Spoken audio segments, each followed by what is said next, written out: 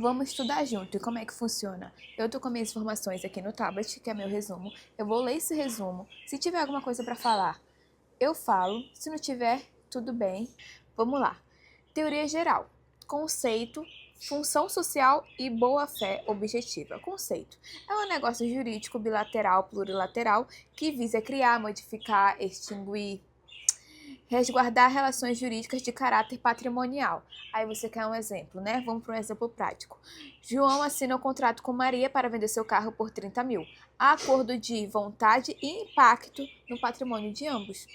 A função social do contrato está no artigo 421 do Código Civil, que diz que o contrato não pode ser visto como uma bolha isolada da sociedade. Ela serve para gerar riquezas e utilidade, mas deve respeitar os direitos da coletividade e evitar abusos. Vamos para o próximo tópico, que é a boa-fé objetiva, que está no artigo 422 do Código Civil. Esse artigo vai exigir que as partes ajam com lealdade, transparência, honestidade e cooperação antes, durante e após o contrato. Gera os chamados deveres anexos, como o dever de informar. Tem que estar tendo aquela troca na hora de fazer o contrato, durante a formulação do contrato e após o contrato.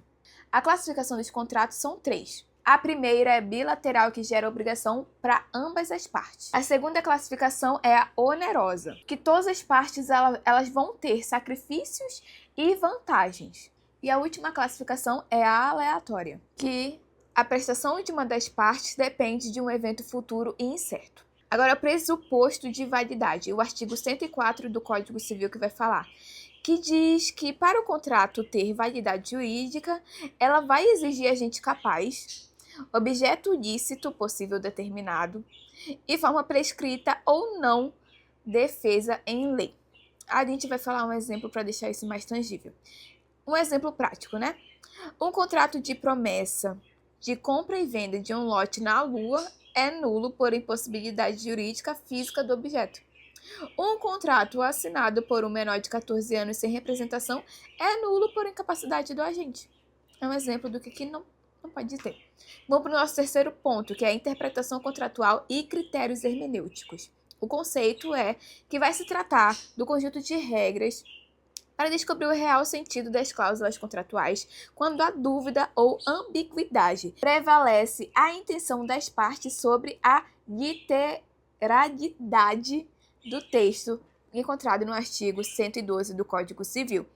Agora a parte de contratos de adesão, que está nos artigos 423 e 424 do Código Civil, que quando o contrato é pré-elaborado por uma das partes e a outra apenas aceita, as cláusulas ambíguas devem ser interpretadas da forma mais favorável ao aderente. Então, quando você contrata um plano de saúde com cláusula dúbia sobre a coberta de um exame complexo, em caso de disputa judicial, e vai ser interpretada essa cláusula ao seu favor, cobrindo o exame, porque foi a operadora do plano quem redigiu o documento. Nosso quarto ponto vai tratar da formação. São 3 tópicos dentro desse ponto, que é a tratativas, a proposta e a aceitação. As tratativas preliminares, conhecida como punquitação, é aquelas conversas iniciais que vai estar só naquele lenga-lenga.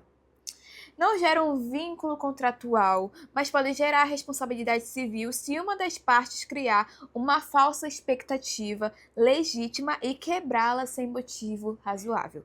A parte da proposta, que é a policitação, é a declaração firme da vontade de alguém. Em regra, vincula o proponente, né? A parte da aceitação é a concordância irrestrita com a proposta enviada, fechando o contrato. Então, um exemplozinho. Pedro vai enviar um e-mail para o Lucas falando: cara, eu quero vender minha TV até sexta-feira por 1.500. Aí o Lucas vai e fala que ele quer, dentro do prazo. Então já tem um contrato ali. Quem gerou o contrato, quem quer vender a TV, aí não pode desistir, sem arcar com as consequências.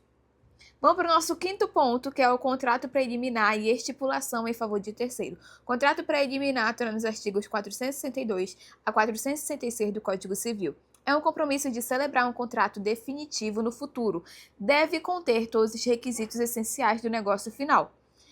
Um exemplo prático do contrato preliminar é uma compra e venda de um apartamento.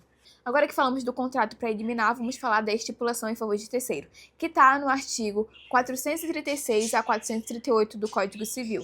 Uma convenção em que uma parte obriga a outra a prestar uma...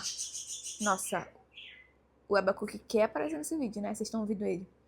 Uma convenção em que uma parte obriga a outra a prestar uma benesse a alguém que não faz parte da relação contratual. Não entendi.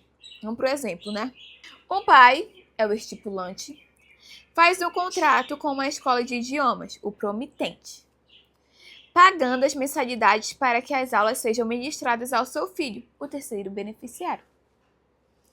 Agora vamos para o nosso sexto tópico, que é vícios redibitórios e evicção.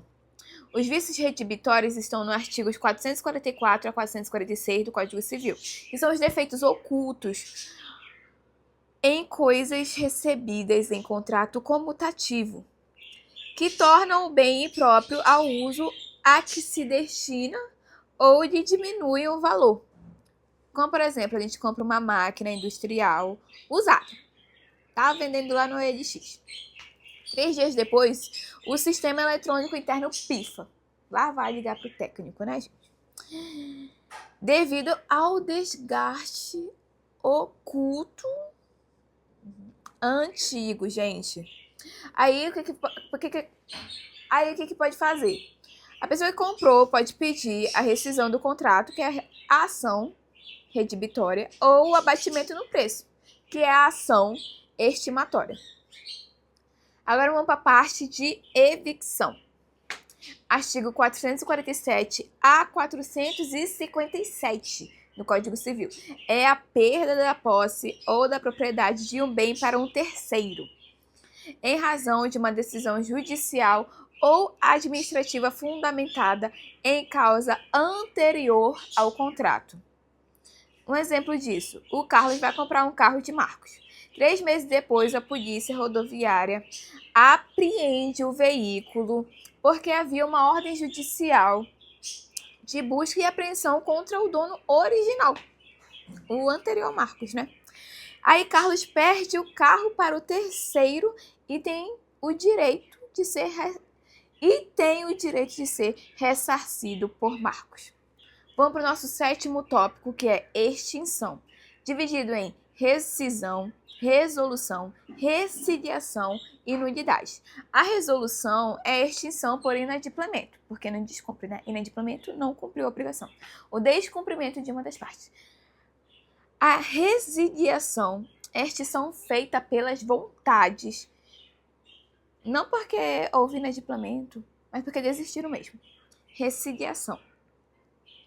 Aí tem a resiliação bilateral, que é quando as duas partes, ambas as partes, concordam com o encerramento do contrato, e a unilateral, que é uma das partes, ela vai querer desistir, então ela encerra o contrato quando é que a lei permite, né? Porque qualquer um desistir no meio do contrato, por favor, né? E vamos para a rescisão.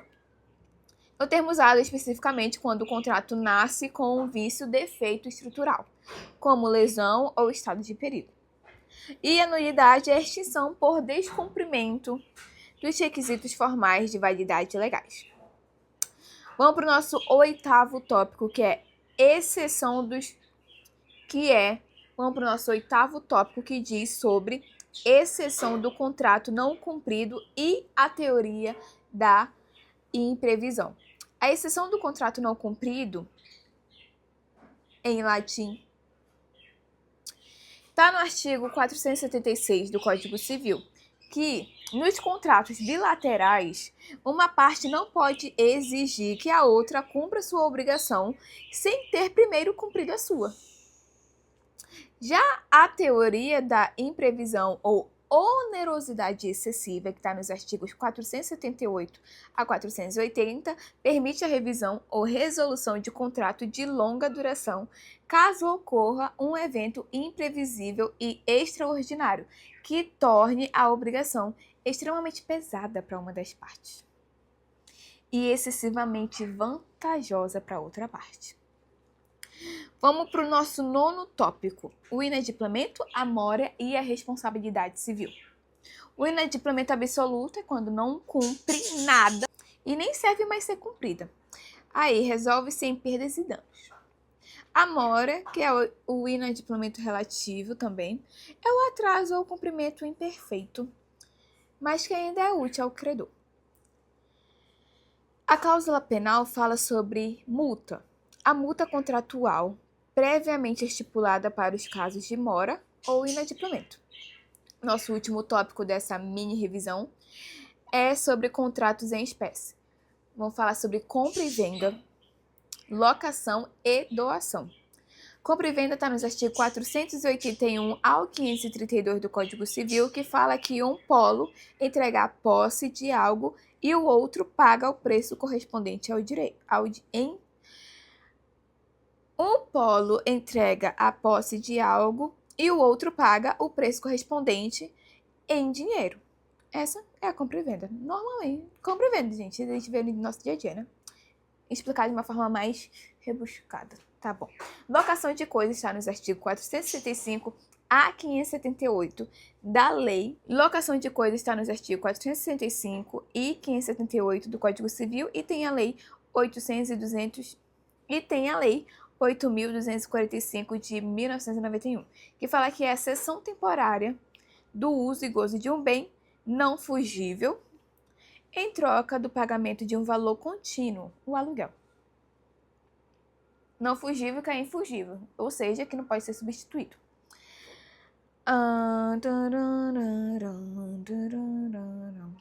A doação está nos artigos 438 a 464 do Código Civil, que fala que a transferência é gratuita de um bem de um patrimônio para o outro por mera liberdade. A doação está nos artigos 538 a 464. A doação está nos artigos 538 ao 564 do Código Civil, fala sobre a transferência de um bem, de um patrimônio, de forma gratuita por mera liberalidade. É isso, gente. Terminamos a nossa revisão de Direito Civil, parte de contratos.